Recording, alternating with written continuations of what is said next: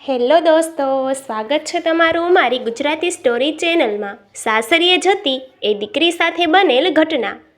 દીકરીના લગ્ન થાય એટલે પિતાના કાળજાનો કટકો વિદાય થાય છે. આ એક એવી વાર્તા છે જે દીકરીની હિંમત, પિતાના સંસ્કાર અને સાસરીમાં તેના પ્રથમ પગલાંની કસોટીની વાત કરે છે. ગામના પાદરે શરણાઈના સૂર ધીમા પડી રહ્યા હતા. સૂરજ આથમવાની તૈયારીમાં હતો. રાધિકાનો વિદાયનો સમય આવી ગયો હતો. આખું ગામ આંસુ સારી રહ્યું હતું, કારણ કે રાધિકા માત્ર મનસુખભાઈની દીકરી નહોતી, પણ આખા ગામની લાડકી હતી. ભણવામાં હોશિયાર, સંસ્કારી અને હસમુખી રાધિકાના લગ્ન બાજુના જિલ્લાના એક પ્રતિષ્ઠિત પરિવારમાં અજય સાથે થયા હતા. મનસુખભાઈએ ભારે હૈયે દીકરીનો હાથ અજયના હાથમાં આપ્યો. ગાડીમાં બેસતા પહેલા મનસુખભાઈએ રાધિકાના માથે હાથ મૂક્યો અને ગળગળા અવાજે કહ્યું, દીકરા, આજ સુધી તું આ ઘરની રોનક હતી. હવે તું બીજા ઘરનો દીવો બનવા જઈ રહી છે.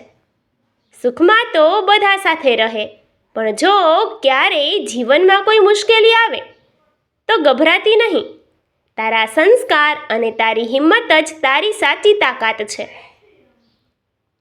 લોહીના સંબંધો પાછળ છૂટી જાય તો પણ સંસ્કાર ક્યારેય સાથ નથી છોડતા.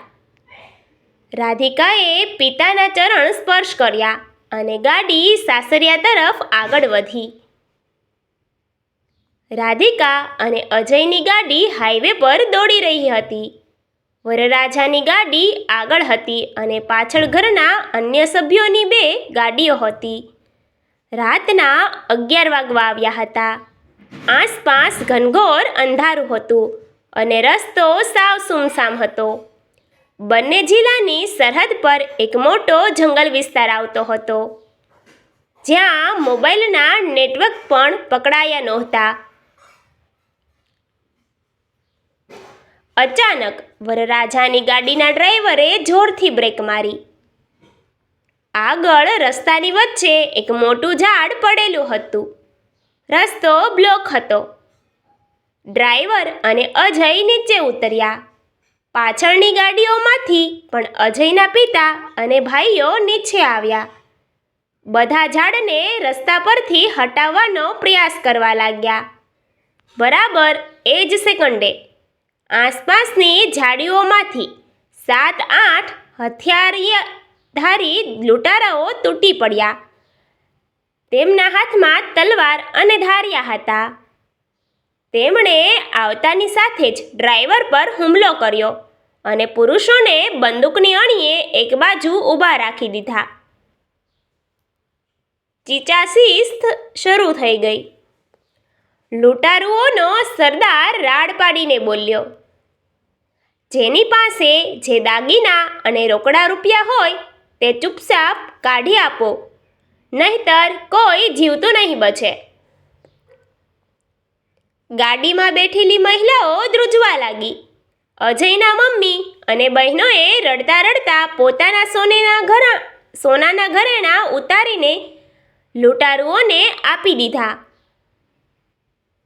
પણ લૂંટારાઓની નજર વરરાજાની ગાડીમાં બેઠેલી નવી નક્કોર દુલ્હન રાધિકા પર ગઈ. રાધિકા આખી સોનાના દાગીનાથી લદાયેલી હતી. 2 લૂંટારુઓ રાધિકાની ગાડી તરફ આગળ વધ્યા. ગાડીની અંદર બેઠેલી રાધિકાનું હૃદય જોરથી ધડકી રહ્યું હતું.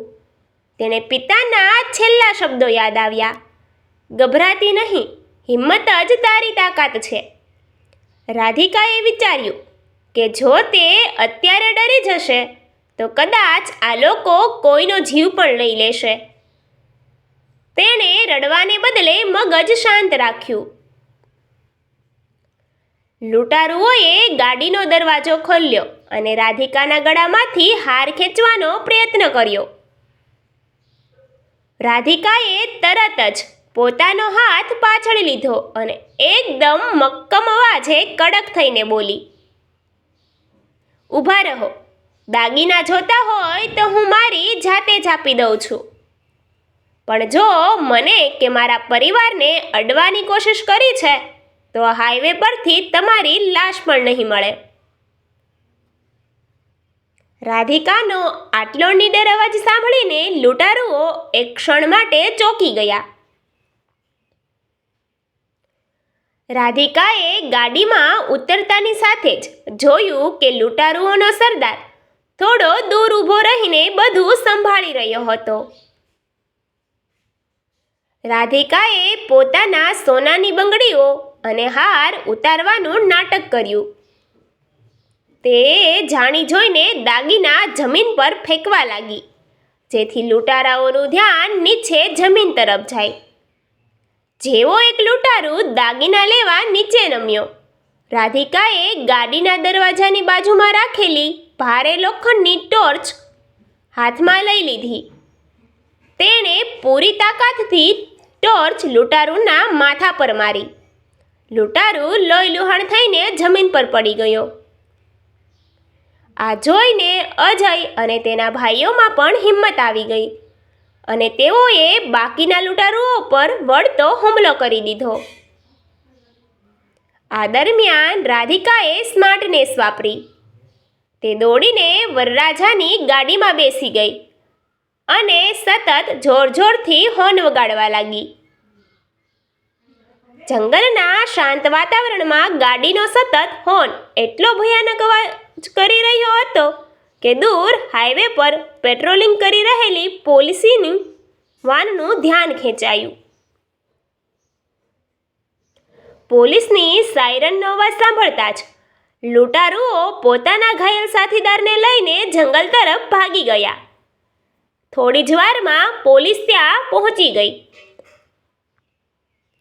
રાધિકાની સૂઝબૂઝ અને હિંમતને કારણે મોટી હોનારત ટળી ગઈ હતી.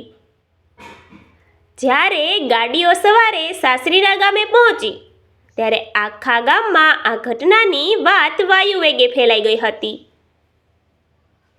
સાસરીના આંગણે આરતીની થાળી લઈને ઊભેલી સાસુની આંખોમાં આંસુ હતા, પણ એ આંસુ ભયના નહીં ગર્વના હતા.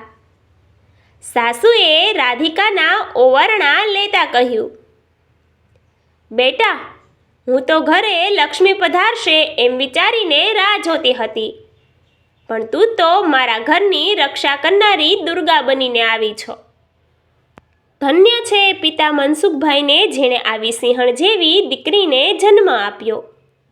અજયે રાધિકાનો હાથ પકડ્યો અને કહ્યું, રાધિકા, તે માત્ર મારા પરિવારના દાગીના નથી બચાવ્યા, પણ બધાના જીવ બચાવ્યા છે. તારો આ સાથ મારા જીવનની સૌથી મોટી કમાણી છે.